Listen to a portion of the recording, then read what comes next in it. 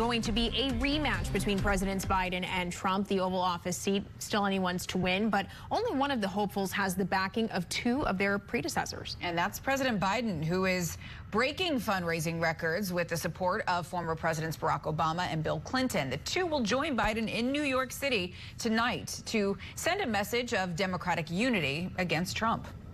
For more on this, we're joined by Democratic strategist Matt Grodsky. Matt's a partner and vice president at Matters of State Strategies. Thanks so much for being here. This event comes as President Biden statistically tying or slightly under in the polls against Trump. Yes, we are several months out, right, but still. So what is the message that you're expecting to hear as these three presidents unite tonight, the impact that they should have? I mean, we know that they set fundraising records with it. Yeah, well, first off, thanks for having me. I imagine it's going to be a message of unity, as you had indicated previously. You know, this is not uncommon to try and remind Democrats of the legacies of past popular presidents. I would imagine this is the first of many instances where the Biden campaign is going to leverage former President Clinton and Obama. And as you said, you know, they're making fundraising records. And I think the other thing to consider here is the presumptive nominee for president on the Republican side will be hard-pressed to get support from former Republican presidents. So I do think that this is an advantage for Biden as we head towards November. Well, Carolyn, you just mentioned Biden has had better luck with campaign funds, but despite the legal bills that former President Trump is facing, I mean, he's had some recent financial wins too. He's got a lower bond in a civil fraud case. His new stock is doing well. He's selling the Bibles for a pretty profit. Should the Biden campaign be concerned that he could catch up financially?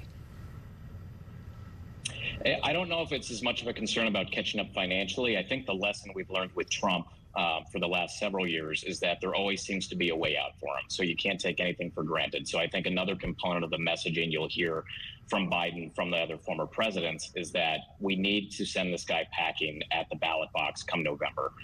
You know, the courts are their own thing. We're going to see what happens there, but nothing else is going to take care of it for us. Ultimately, it's going to be voters that decide, and that's going to be a key element of Democratic messaging, I imagine, from the top of the ballot down as we approach the fall.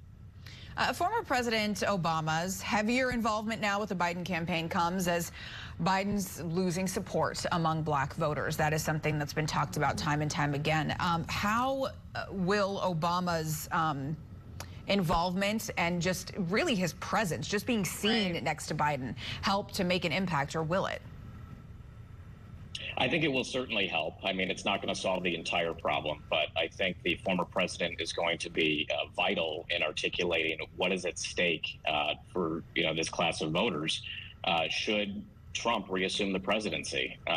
You know, Biden has been a friend to, you know, minority voters for his entire career. So I imagine that President Obama will stress that point at this event and going forward as the campaign develops.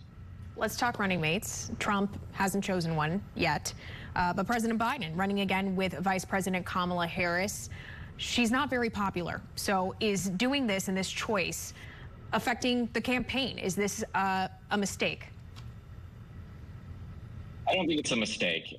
She's going to be vilified continuously because she has made history. She's the first female vice president. She's also a woman of color, you know, that's ripe for attacks from the right, as we've seen ever since she was named the vice presidential pick in the 2020 election. I think that right now there's a lot of ire being thrown her way because Trump hasn't selected a running mate yet.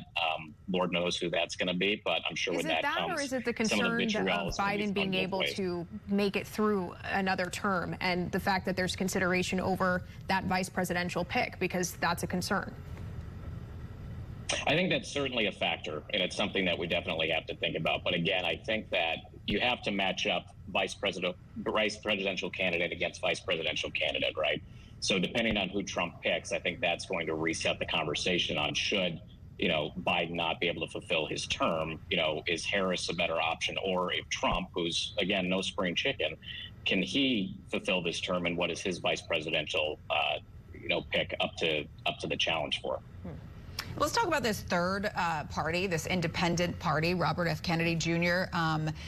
Making a run for it. We know the Ralph Nader effect is something that's a concern, right? You take, even if it's a small amount of votes, you take votes away from, likely you're taking votes away from President Biden. What's the strategy there to combat this? All the more reason to have events like the one we're seeing tonight. I think that turnout is going to be key. The good news is, I guess, is if you look back at 2016, the country got a good case study in what happens when third-party candidates disrupt an election. So I think we need to remind people of what the ramifications are of that. You know, RFK obviously presents that very clearly. So I think that they're just going to have to continue to drive that issue home to voters so that they understand they cannot stay home this election cycle. Democratic strategist Matt Grodsky, thank you for your insight. Appreciate it. Thanks for having me. The State Department holding a press briefing in Washington right now. Spokesman Matthew Miller speaking, but earlier